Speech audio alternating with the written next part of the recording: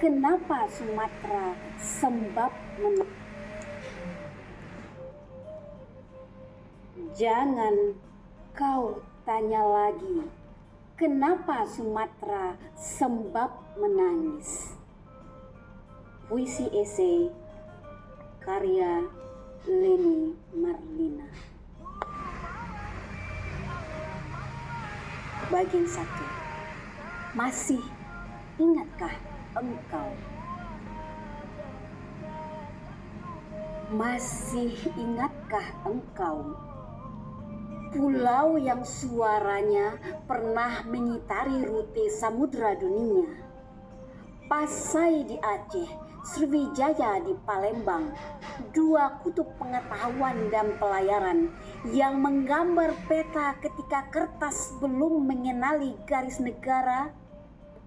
Itulah Sumatera. Kini sisi-sisinya menggelap di Aceh dan Sumatera Utara. Air bandang menyeret gelondongan kayu, batang tumbang dan akar tercerabut seperti sintaks yang dipisah dari konteks asalnya.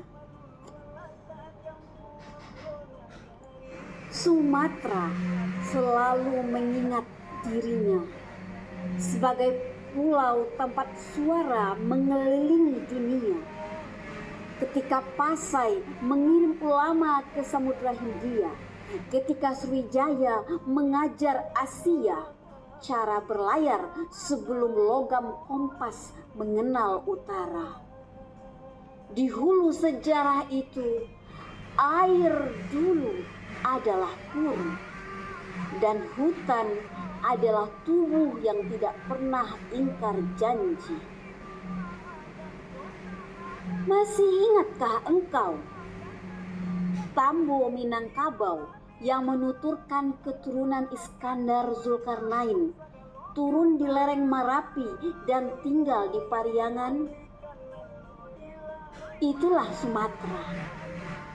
Kini Agam, Solo, Padang, Padang Panjang, Painan, dan pelosok lain di ranah Minang menjadi halaman yang ditulis ulang oleh arus banjir, menggeser rumah, kendaraan, dan langkah yang tak sempat bernegosiasi dengan waktu.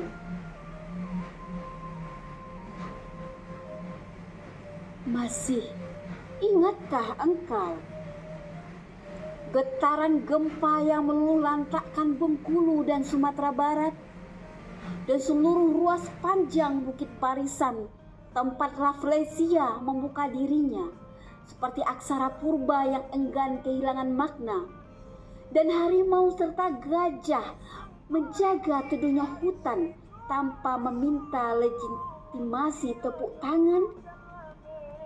Itulah Sumatera. Masih ingatkah engkau gerak indah Saman di Aceh, meski ingatan gelombang tsunami belum sepenuhnya mengendap dari sisi langitnya? Itu pun Sumatera.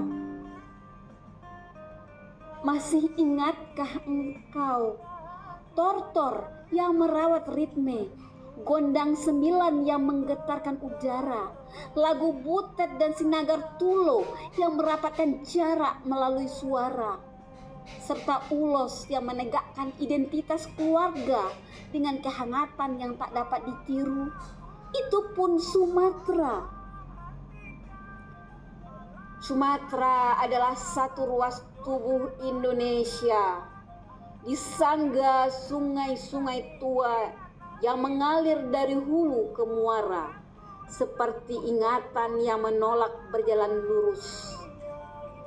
Hutan pernah berdiri sebagai struktur yang lengkap, memberi keteduhan bukan sebagai kemurahan, tetapi sebagai prinsip kerja bumi untuk menjaga keberadaan.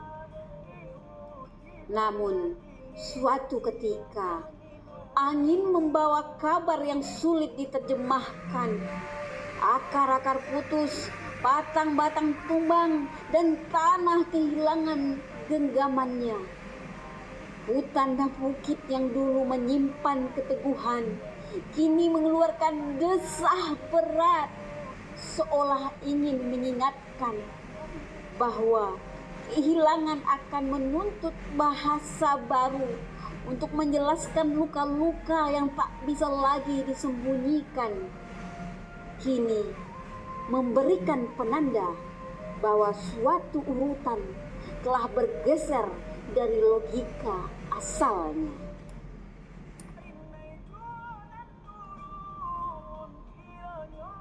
Bagian 2. Tangis Sumatera sepanjang November. Hujan deras sepanjang November mengisi awan dengan massa yang melampaui ambang.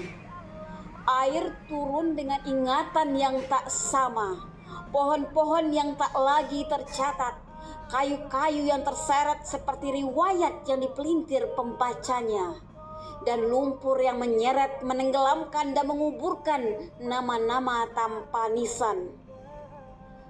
Air yang dulu menyapa lembah dengan hati selembut tanah basah, kini menggulung seperti ingatan yang dibakar, mengambil batang rumah, suara kendaraan dan jejak kaki yang tak sempat berpamitan pada halaman terakhir hari itu.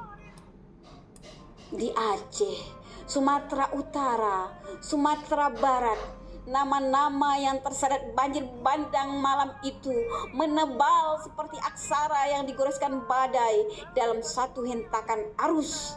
Kau dapat melihat ratusan tubuh kehilangan alamat, puluhan jiwa lenyap tanpa gema, dan ribuan manusia terangkat dari tanah asalnya oleh tangan air yang tidak ingin menyakiti tapi tak lagi mampu menahan dirinya.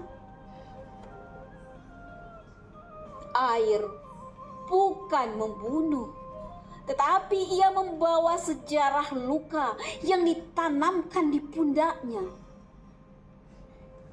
Pada malam-malam itu, Sumatera menjadi wajah penuh kuratan.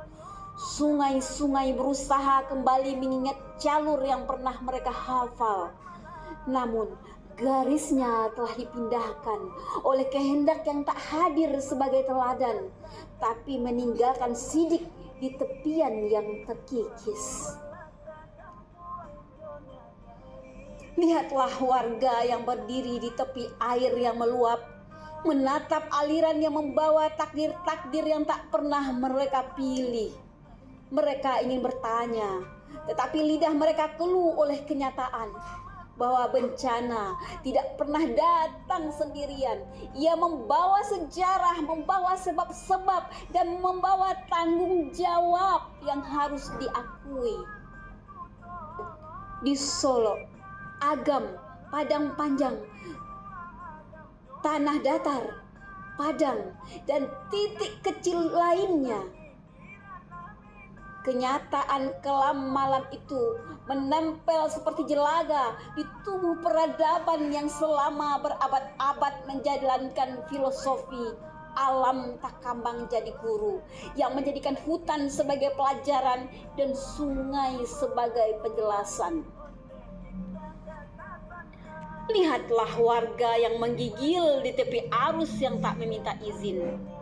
Pertanyaan menggantung bukan pada langit, melainkan pada fakta bahwa arus membawa lebih dari air itu sendiri. Ia membawa sejarah, mengurai sebab, dan menuntut manusia menghitung ulang perannya dalam lanskap ini. Di pinggir jalan yang lumpurnya mengeras pelan, adakah engkau melihat para ibu mengangkat anaknya, seolah menahan waktu agar tidak pecah? Adakah engkau melihat para ayah menghapus tanah dari wajahnya, seakan memastikan bahwa dirinya masih dikenali? Mereka bertanya, kapan pulau ini pulih dari apa yang telah kita ubah? Sumatera menjawab dalam frekuensi yang tak memakai kata, dengan cara yang hanya dipahami oleh mereka yang mau menundukkan hati. Bukan air, air bukan musuh, bukan hutan, hutan bukan sekedar latar, bukan manusia. Manusia bukan pusat orbit dalam sistem yang bergerak tanpa memerlukan validasi dan hukum ekologi. Mereka bertanya sekali lagi, kapan pulau ini pulih dari apa yang telah kita ubah?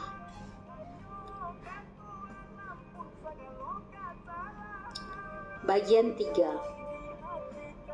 Ketika bahasa lain tidak cukup untuk menjelaskan keadaan.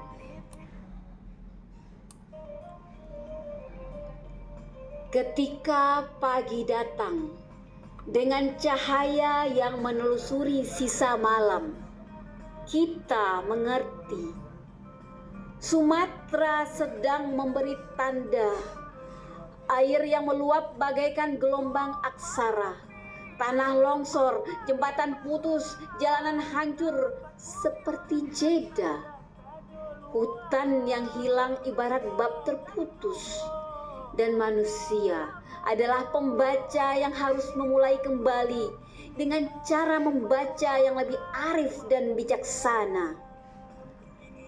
Siapapun yang menyaksikan malam November itu tahu, yang runtuh bukan hanya jembatan, tapi kepercayaan antara manusia dan alam.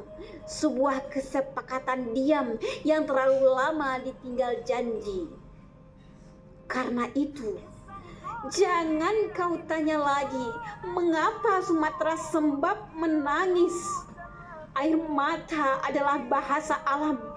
Ketika kata-kata tak lagi cukup untuk menyampaikan peringatan, dan tangisan itu bukan untuk menakutkan, melainkan untuk mengingatkan bahwa cinta kepada bumi adalah cara agar masa depan tidak hanyut di sungai yang lupa jalan pulang.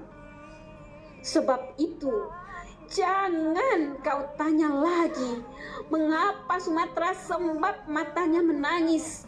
Bukan isak, melainkan teks yang dikirim bumi ketika bahasa lain tidak cukup untuk menjelaskan keadaan. Air mata adalah bahasa alam ketika kata-kata tak lagi cukup untuk menyampaikan peringatan.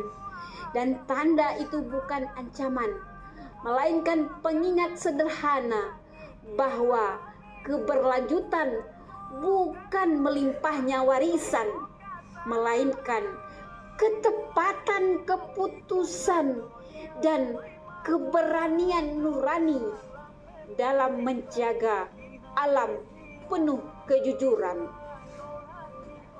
Padang, Sumatera Barat, NKRI 2025.